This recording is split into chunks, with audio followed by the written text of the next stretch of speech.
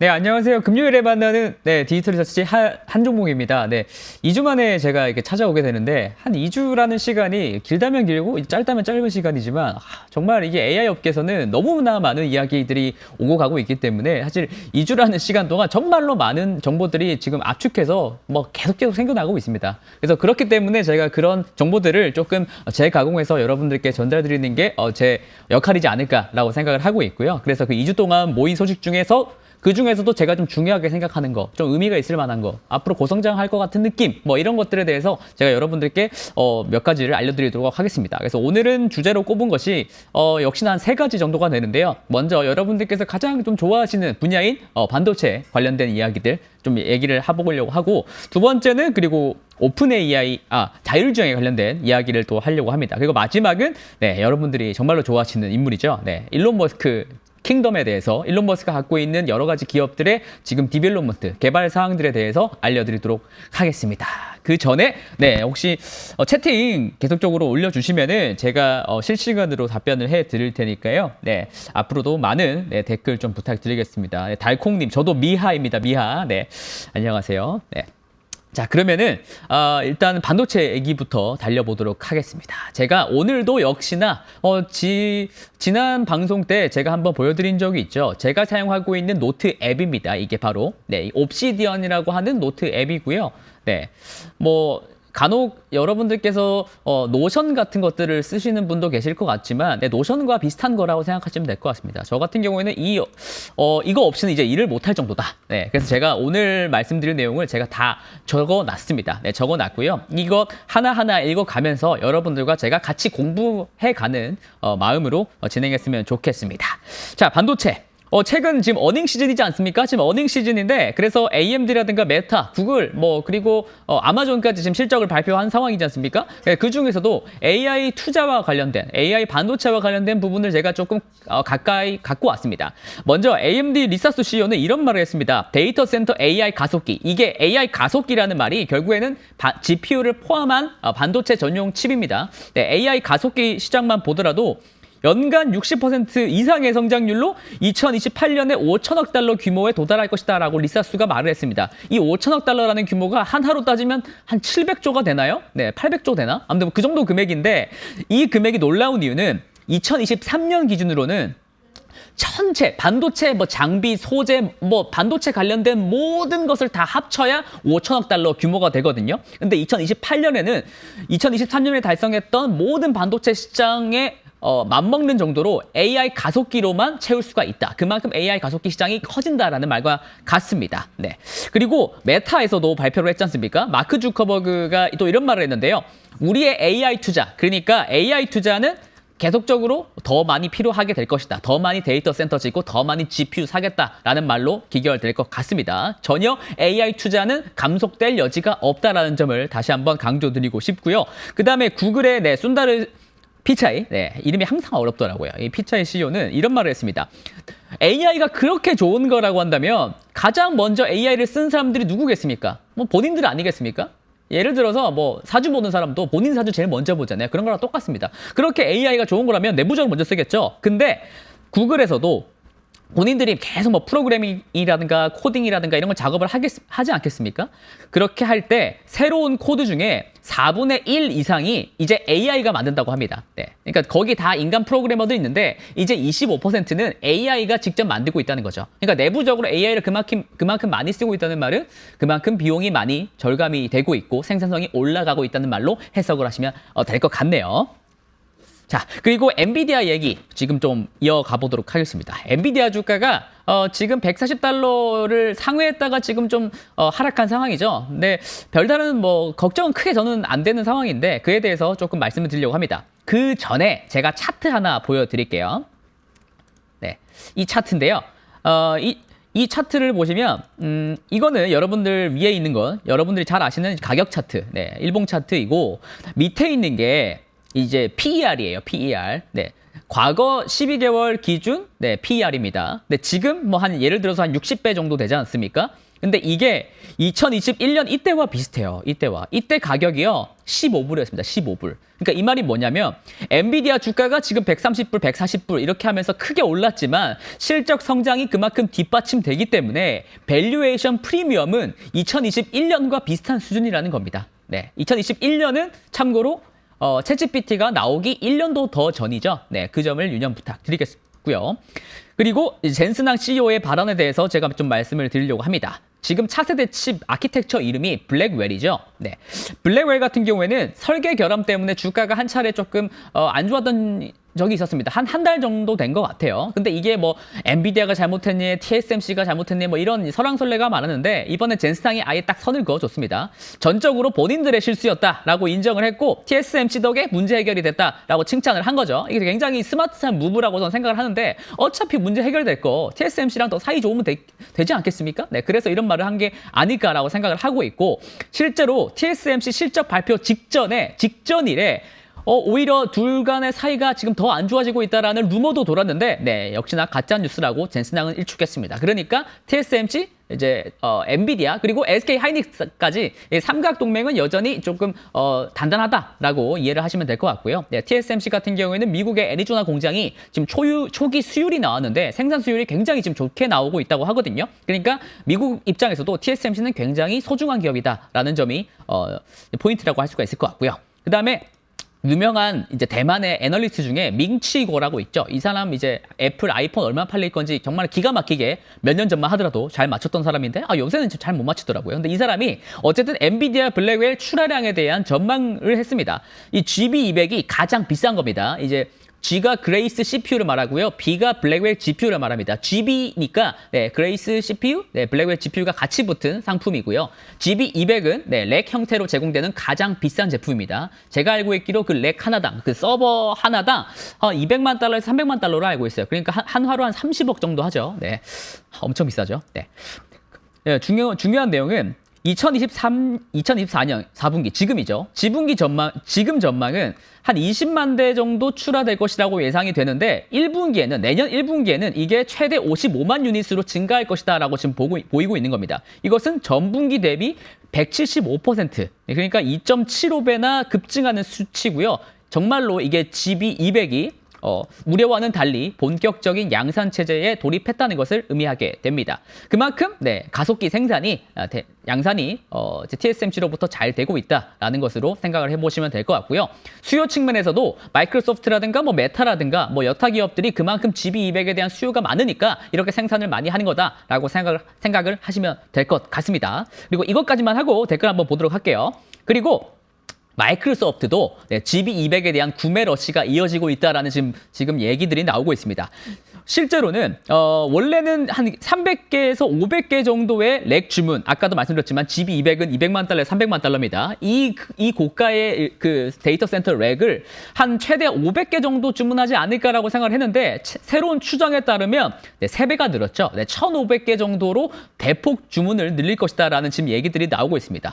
네, 이렇게 되면 이게 무슨 말이냐면 여기에다가 제가 좀 추가적으로 말씀드리고 싶은 거는 NVL36이라는 게 있고요. NV70이라는 게 있어요. 이게 쉽게 생각하면은 NVL36은 GPU가 36개 들어가는 이제 구성이고요. NVL72가 이제 GPU가 72기가 들어가는 겁니다. 그만큼 더 NVL72가 상위 모델이고 더 고가의 모델이죠. 근데 마이크로소프트가 NVL36을 많이 쓸 줄 알았는데 실제로 보니까 NVL72를 더 많이 쓰더라. 이 말인즉 엔비디아가 원하는 형태로 고가의 제품들이 굉장히 잘 팔리고 있다라는 말로 해석할 수가 있을 것 같고요. 네, 이것은 엔비디아가 GTC 2024 행사에서 말했던 내용과 같습니다. 결국 그때 당시에 엔비디아가 말하기를 결국 총 소유 비용 관점에서 NVL72, 그러니까 GB200, NVL72가 주력 상품이 될 것이다 이렇게 말을 했었는데 진짜 그때의 말처럼 이루어지고 있다라는 것으로 생각을 해보시면 될 것 같고요.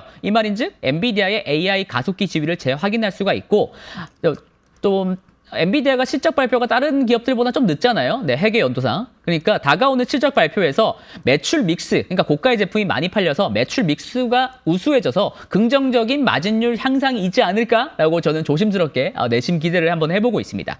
네, 이런 점이 이제 엔비디아 뉴스 끝났고요. 자, 혹시 댓글 뭐 있는지 한번 볼게요.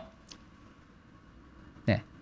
미아님이 엔비디아 실적 및 주가 급등의 주요 이유가 빅테크 덕분이었는데 향후 빅테크들의 AI 투자 내년 계획은 어떻게 되었나? 라고 말씀을 주셨는데 일단은 제가 아침에 확인한 바에 따르면은 마이크로소프트가 전분기 대비해서도 1조 3천억 원 가량 더 투자를 할 것이다. AI 캐펙스를 늘릴 것이다 라고 지금 말을 한 상황이고요. 그 다음에 내년에도 뭐 연간 기준으로 따지면 여전히 많이 올라가지 않을까 싶습니다.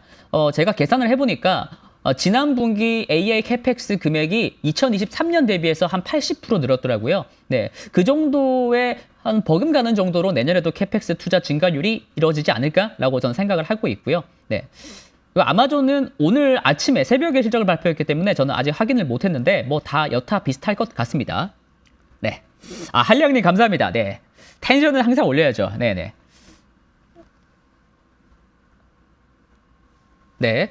그리고 이제 제가 또 하나 보여드릴 거는 바로 이겁니다. 네. 이게 무슨 이제 동영상이냐면요. 이분은 다들 아시다시피 젠스낭이고요. 그다음에 이거 같이 들고 있는 이제 이분 이제 말쑥한 아저씨가 바로 이제 덴마크 국왕입니다. 국왕. 덴마크 국왕이에요. 예. 이게 뭐냐면은 덴마크에서 최대 이제 사상 처음으로 AI 데이터 센터 기공식에 젠스낭이 참여를 한 겁니다. 이게 소버린 AI. 이제 각 국가들이 이제 본인들의 데이터 센터를 각자 가져야 되고 각자의 데이터를 가지고 각자의 데이터 센터로 각자의 이제 AI를 만들어야 된다는 게 AI 소버린 AI입니다. 근데 여기서 주인공이 되는 건 역시나 젠슨항이다라는 점 유념 부탁드리겠고요. 이게 비단 뭐 덴마크뿐만의 일은 아닐 것 같습니다. 앞으로 이런 일들이 더욱더 많이 발생하지 않을까 싶기도 하고요. 그러니까 미아님이 말씀하신 것처럼 빅테크 덕분만이 아니라 이제 앞으로 공공기관이라든지 각 국가, 그 다음에 뭐 각 스테이트들이 이런 식으로 AI 투자를 늘릴 것이 자명해 보이는 사실이 있습니다. 그리고 제가 이건 좀 재밌어서 좀 갖고 와봤는데요. 이게 뭐냐면 메타, 지난 테크톡 시간에 메타의 그 스마트 글래스에 대해서 잠깐 동영상을 보여드린 적이 있잖아요. 근데 이제 앞으로는 이런 세상도 가능해질 것 같습니다. 네, 이거 한번 보시면 이게 지금 길거리에 걷다 보면 저희가 광고를 굉장히 많이 보잖아요. 길거리 광고를. 근데 이제 스마트 글래스를 보면은 알아서 이렇게 애드 블록을 시켜줍니다. 네, 스마트 글래스가. 네. 이런 일들이 정말 사이버펑크 같은 이제 현실이 미래가 이제 현실화될 수도 있지 않을까라고 저는 생각을 하고 있고요. 네. 젠스낭 가죽 잠바는 한계가 아닌 것 같아요. 네, 조금씩 디자인이 다르더라고요. 네, 그 점 윤념 부탁드리겠고요. 네, 그 다음에 그 다음 거 내려갈게요. 오픈 AI가 원래는 자체 제작하는 본인들도 실제로 본인들의 이제 최적화된 반도체를 개발을 하고 있습니다. 근데 제조까지도 스스로 하겠다라고 해서 세상이 조금 놀란 적이 있었거든요. 한 몇 달 전쯤에. 근데 그 흐름을 조금 포기한 것 같습니다. 그것과 관련해서 이슈를 말씀드리려고 하는데 원래는 브로드컴과 개발을 협력을 해갖고 이제 칩까지 TSMC를 대신해서 칩까지 만들려고 했는데 이제는 그냥 설계만 하고 TSMC가 생산 파트너로 선정이 되는 듯 싶습니다. 그런 이야기들이 나오고 있어요. 그만큼 TSMC가 갖고 있는 기술적인 혜자가 굉장히 높다라고 생각이 드는 부분이 있습니다. 예, 당초만 하더라도 자체 반도체 공장까지 설립을 할 것이다 라고 주장을 했는데 돈이 너무 많이 들고요. 예, 기술적 난이도도 어렵고 그리고 공장 돌릴 사람도 없어요. 테크니션이 얼마나 힘든지 아십니까? 아무튼 뭐 그런 것 때문에 쉽지 않은 것 같습니다. 네. 그리고 이 부분은 빨리 넘어가도록 하겠습니다. 자, 그리고 두 번째 꼭지로 제가 짚은 것은 바로 자율주행 분야입니다. 저는 내년에 좀 꽃피울 수 있는 또 중요한 테마가 뭐 AI 플러스 헬스케어, AI 플러스 로보틱스, 그리고 AI 플러스 무엇보다 자율주행이라고 생각합니다. 자율주행. 이 부분이 정말 중요한 어플리케이션이 내년에 도래하지 않을까라고 생각을 드는데요. 또 하나하나 좀 알려드리도록 하겠습니다. 자, 그리고 이제 자율주행에서도 가장 큰 시장이 결국 미국 아니겠습니까? 그래서 미국 얘기를 조금 주로 말씀드릴 텐데 조금씩이지만 분명히 지금 시장이 개화하는 듯 싶습니다. 그것에 대한 이제 근거로서 제가 몇 가지를 갖고 왔는데요. 구글의 웨이모 있지 않습니까? 웨이모가 로보택시 유료 운행, 지금 유료로 애들을 하고 있지 않습니까? 유료 운행 횟수가 하루 평균에 2만 건이 넘는다고 합니다. 이거는 따끈따끈한 소식이에요. 그저께 나왔거든요. 그리고 일관으로도 한 23만 킬로 정도 달린다고 합니다. 그리고 인간 운전자 없이 총 2,500만 마일을 주행했다라고 발표를 했습니다. 근데 물론 뭐 테슬라 같은 경우에는 몇십억 마일 정도를 혼자 운전을 자율주행으로 하고 있기 때문에 뭐 차이가 있긴 하지만 구글은 실제 이런 지금 자율주행 택시 서비스를 하고 있는 업체이기 때문에 조금은 차이가 있다. 1대1 비교는 조금 어렵다라는 점을 말씀을 드릴 수가 있을 것 같고요. 어쨌든 자율주행 택시 서비스가 이미 상당한 규모로 실제 상용화 단계에 진입했음을 보여주는 지표라고 저는 강조드리고 싶습니다. 그리고 웨이모 말고도 또 아마존이 소유한 스타트업도 있습니다. 그게 바로 죽스라는 기업인데요. 죽스는 샌프란시스코에서 그리고 라스베가스에서 수십 대의 자율주행 차량을 몇 주 안에 출시할 예정이라고 합니다. 죽스 어떻게 생겼냐면 제가 이렇게 보여드릴게요. 죽스가 이렇게 생겼어요. 네, 이렇게 그래서 토스터기 닮았다 싶어가지고 사람들이 좀 놀리기도 했습니다. 네, 이게 죽스인데 이제 몇 주 안으로 라스베가스랑 샌프란시스코에 올 수도 있다라는 얘기가 돌고 있는 거죠. 네, 이 점은 사실 테슬라한테도 되게 좋은 소식입니다. 왜냐하면 웨이모나 죽스 같은 경쟁자들이 한 발짝 전진해서 시장 진출에 문턱을 내리고 있다는 것이기 때문에 그렇습니다. 그러니까 형평성 측면에서 테슬라한테도 규제 적용 면에서 호재라고도 할 수가 있다는 거죠. 네, 이 점을 유념 부탁드리겠고요.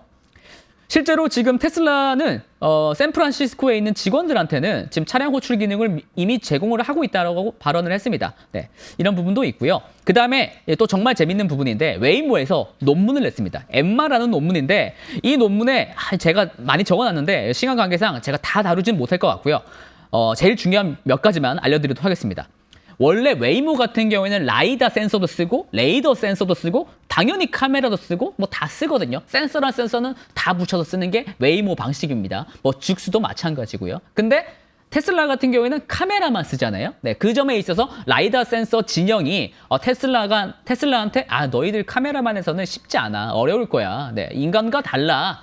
라고 말을 했는데 지금 이번에 웨이모에서 내놓은 이제 엠마라는 제가 논문을 살짝 보니까 결국 카메라만 쓰겠다라는 겁니다. 카메라만 쓰겠다. 왜냐면은 결국 지금 LLM, 대형 언어 모델이라는 것이 인간이 어떻게 생각을 하고 어떻게 말을 하는지 흉내를 내는 인공지능이지 않습니까? 그러니까 자율주행도 결국 인간과 비슷한 형태로 지금 뭐 이제 인공신경망을 만들어야 되는데 인간은 라이더 센서가 없잖아요. 오직 눈으로만 보지 않습니까? 그리고 눈이 기계가 되면 카메라잖아요. 그러니까 인간이 하듯이 자율주행을 하려면 결국 카메라 기반의 데이터가 필요한 것이지 뭐 굳이 쓸데없이 뭐 이제 3D 스캐너라든가 그런 작업들을 하는 라이다나 레이더가 필요 없다라는 논리입니다. 네. 그리고 실제로 라이다와 레이더 같은 경우에는 필요한 데이터량이 엄청나게 많고 데이터량이 많은 만큼 연산량이 뭐 무지막지하게 늘어나기 때문에 그 점이 바로 병목 현상이기 때문에 실제 주행 환경에서는 적용하기 어렵다고 하는 게 구글 논문에 나와 있습니다. 구글 논문에. 그러니까 라이다 진영의 최선두라고 보였던 웨이모에서 이런 논문을 냈다는 것은 분명히 의미하는 바가 있고 제 생각에는 좀 내부적으로도 테슬라의 방식이 옳았다고 시인하는 셈이 아닐까라고 저는 조심스럽게 생각을 하고 있습니다. 유념 부탁드리겠고요. 네. 자, 그리고 혹시 댓글 재밌는 게 있으면 제가 한번 읽어보겠습니다. 네. 애플 비전 프로 한국 출시하는데 저도 쓰고 나오라고요? 네. 근데 셀러유님 그거 아시는지 모르겠는데 애플이 이제 비전 프로 안 만든답니다. 다음 달부터 안 팔린대요. 네. 저도 별로 안 쓰고 싶습니다. 무겁대요. 네.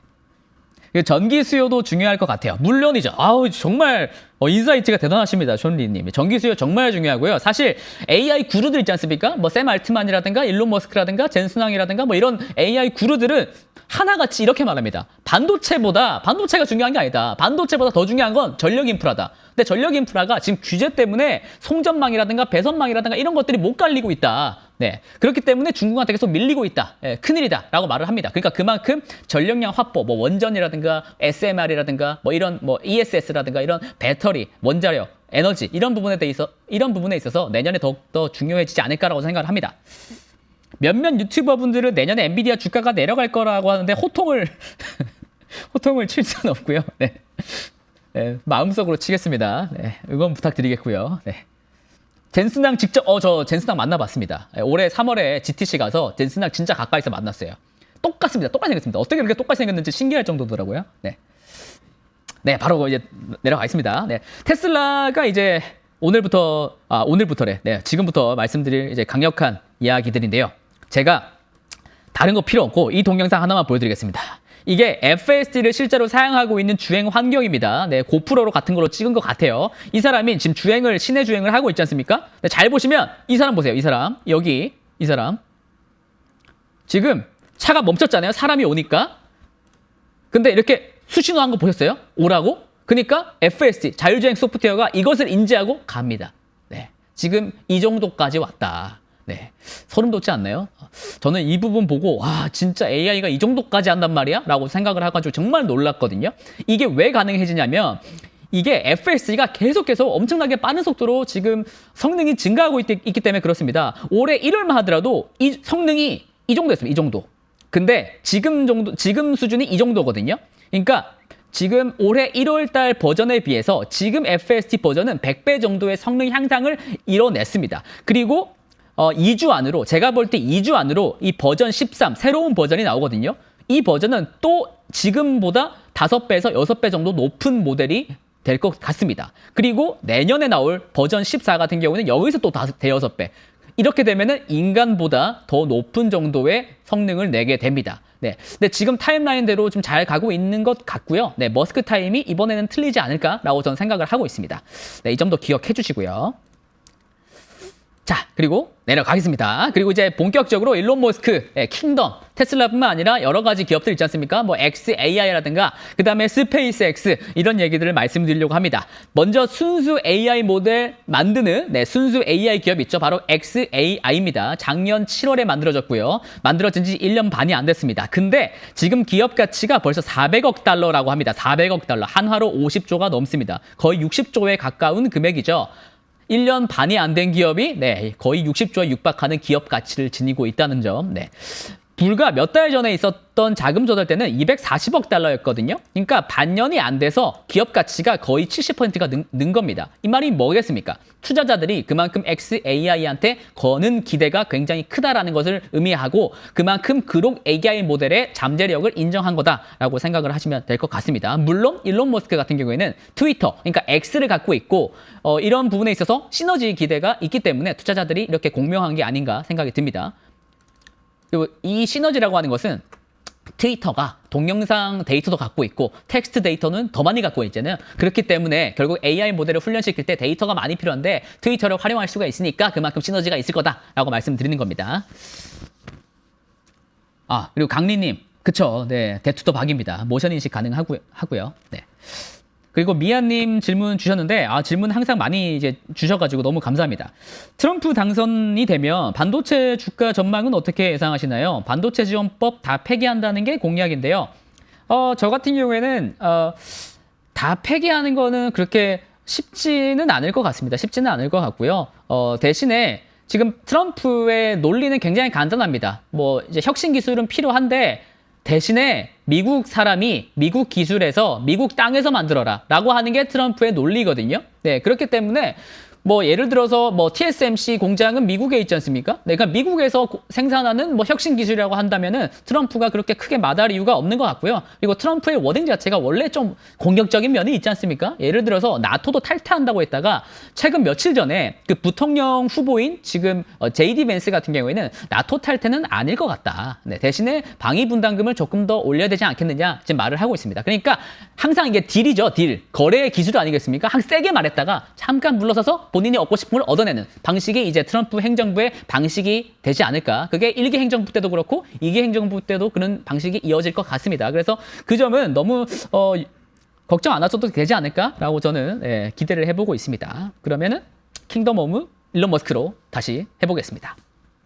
XAI 말씀을 드렸는데요. 지금 테슬라도 그렇고 XAI도 그렇고 지금 자율주행 모델을 만들고 있지 않습니까? 각각 자율주행 모델과 그다음에 순수 언어 모델을 만들고 있죠. 근데 이런 AI 모델을 만들려고 하면은 가장 많이 필요한 게 결국 컴퓨팅 파워입니다. 컴퓨팅 파워. 그 말인즉 데이터 센터를 의미하죠. 테슬라는 텍사스 공장에다가 약 3만 대에 가까운 엔비디아 H100 클러스터를 이미 구축을 완료했습니다. 이것은 예정보다 빠른 속도입니다. 빠르게 더 GPU를 구축을 했다는 말입니다. 그리고 몇만 대씩 이렇게 GPU를 대량으로 병렬로 연결하는 것 이것 자체도 기술입니다. 이거 쉽지 않아요. 그러니까 대단한 거고요. 그리고 10월 말까지 10월 말 끝났네요. 네, 그러니까 이미 됐을 것 같습니다. H100 GPU가 5만 대 규모로 확대된 것으로 파악이 되고요. 올해 안으로 8만 5천 대 수준으로 증설될 계획입니다. 뭐 테슬라 말고 자동차 기업 중에 이렇게 많은 GPU를 많이 갖고 있는 기업이 하나라도 있을까요? 네, 없습니다. 일론 머스크와 xAI가 곧 20만 대의 H100, H200으로 이루어진 단일의 AI 훈련 클러스터를 가질 것이다 라고 며칠 전에 발언하기도 했습니다. 네, 합쳐서 20만 대라는 겁니다. 합쳐서 20만 대. 20만 대는요, 세계에서 가장 큰 AI 데이터 센터의 2배에 해당하는 양입니다. 네, 그만큼 큰 규모라는 거고요. 네. 그러니까 올해에만 총 100억 달러 규모의 AI 연산 인프라를 지금 이 일론 머스크 킹덤은 지금 쓸 예정입니다. 네. 이렇게 되면은 FSD랑 그룹 개발이 더욱더 빨리 가속화될 것은 자명해 보이는 사실이겠고요. 네. 그리고 저는 이 점에 좀 주목하고 싶은데 테슬라는 도조라는 칩도 자체 제작 칩도 만들고 있지 않습니까? 근데 여기에다 더해서 여전히 GPU를 많이 산다는 전략을 갖고 있다는 거죠. 그러니까 그만큼 GPU가 중요하다. AI 모델 훈련하려고 하면은 GPU 말고는 아직은 대안이 없다라고 하는 게 지금 현실적인 사실입니다. 이 점을 좀 윤전 부탁드리겠고요. 그리고 이러한 공격적인 움직임은 결국 일론 머스크의 긴박한 현실인식 때문에 그렇습니다. 일론 머스크는 또 며칠 전에 요새 인터뷰 진짜 많이 하는데 이런 말을 했습니다. AI가 매년 최소 10배씩 성능이 향상 중이다. 1, 2년 안으로 인간이 할 수 있는 모든 일을 수행하게 될 것이라고 했고 3년 후에는 전 인류의 지능을 합친 것과 동일한 수준에 달할 것이다 라고 말했습니다. 1, 2년 안에 인간이 할 수 있는 모든 일을 수행할 수 있다는 게 특이점이고요. 이게 AGI입니다. 그리고 전 인류의 지능을 합친 것과 동등한 수준이 초지능이고요. ASI라고 부르죠. 네, 그러니까 일론 머스크가 생각하고 있는 타임라인은 이렇다라는 점을 윤전 부탁드리겠습니다. 그러니까 돈을 엄청나게 많이 쓰고 있다는 거죠. 그리고 AI 얘기 조금만 벗어나서 스페이스 X 얘기로 가보겠습니다. 스페이스 X가 쏘고 있는 여러 가지 로켓 중에 스타링크 위성들이 있거든요. 스타링크가 이제 저궤도 인공위성이지 않습니까? 저궤도 인공위성에 대해서 이제 스타링크 사업부가 굉장히 지금 잘 되고 있는 것 같습니다. 그리고 심지어 다이렉트 투 셀. 그러니까 이게 저희가 보통 이제 통신 기지국 통해 가지고 이제 모바일 셀폰을 이렇게 쓰지 않습니까? 근데 그게 아니라 이제 인공위성이 직접 쏘는 주파수로 이제 통신할 수 있는 그런 시대가 열릴 수가 있습니다. 왜? 스타링크 때문에. 네. 최근에 팔콘 라인 로켓으로 20개 스타링크 위성을 발사를 했는데요. 이 중 13개가 이 다이렉트 셀 기능을 탑재한 위성이라고 합니다. 그리고 이제 5번만 더 발사를 하면은 이 다이렉트 투 셀 서비스가 상용화될 수가 있대요. 이 말은 이렇게 되면은 SK텔레콤, KT, LG 플러스 이런 그리고 미국도 마찬가지지 않습니까? 이런 독과점 체제가 깨질 수가 있게 적에도 인공위성으로 통신할 수 있는 모바일 통신할 수 있는 세상이 열린다라는 말이 되겠습니다. 이 말인 즉 매출 잠재력이 폭발할 수도 있는 세상이 열린다라고 저는 생각을 하고 있고요. 그게 바로 스페이스 X가 이뤄내고 있다라는 점을 윤전 부탁드리겠습니다. 그렇기 때문에 미국의 T-모바일이라든가 일본의 KDDI라든가 이미 통신사들과 파트너십을 맺은 상황이고요. 네. 이렇게 잘 되고 있습니다. 그리고 이 저궤도 위성이라는 것을 어디다 쓸 수 있을까요? 네, 바로 이제 농기계 같은 데다가 쓸 수 있습니다. 뭐 자율주행, 자율보행적으로 쓸 수 있다는 말이 되겠습니다. 이게 AI와 만나면은 어떤 일들이 벌어지냐면요. 바로 이런 일들이 벌어집니다. 네, 이게요.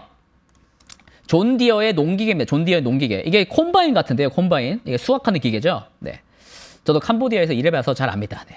이 콤바인인데 이게 저궤도 인공위성으로 GPS를 뭐 5cm 단위가 아니라 정말 1cm 이하 정도의 오차로 잡아내가지고 정확하게 어떻게 경작을 해야 되는지 다 추적을 해주는 거예요. 그리고 사실 한국은 좀 공감이 안 되지만 미국은 경작치가 엄청나게 넓지 않습니까? 그러니까 이게 잘못 경작을 하게 되면은 이게 최적화된 수학이 안 되거든요. 근데 그 부분을 AI와 인공위성이 도와줄 수가 있다는 거죠. 네, 그러니까 저게도 인공위성이 할 수 있는 게 생각보다 어마무시하게 할 수 있는 일이 많다라는 점을 윤전 부탁드리겠고요. 그리고 AI든 인공위성이든 지금 미국에서 지금 잘하고 있는 업체가 바로 일론 머스크의 기업들이다라는 점도 제가 오늘 말씀드릴 포인트라고 할 수가 있을 것 같습니다. 그리고 마지막으로 댓글 한번 읽어보겠습니다. 네. 종목이 형 잘, 빙다리 아빠지님 감사합니다. 네. 제 동생인가 봐요. 네. 캄보디아가 어울린다고요? 아, 네. 아무튼 고맙습니다. 네. 네. 이만 저는 오늘 이제 AI 반도체 관련된 이야기, 자율주행 관련된 이야기, 네, 그다음에 일론 머스크 기업들에 대해서 쭉 말씀을 드렸는데, 네, 그리고 다음 시간 또 2주 뒤에 또 더 재밌는 내용들로 네, 더 알찬 내용을 찾아올 테니까 그때도 시청 부탁드리겠습니다. 그러면 저는 이만 오늘 마무리하고요. 네, 2부인 미래인 시간으로 또 찾아뵙도록 하겠습니다. 그렇다면 저는 안녕.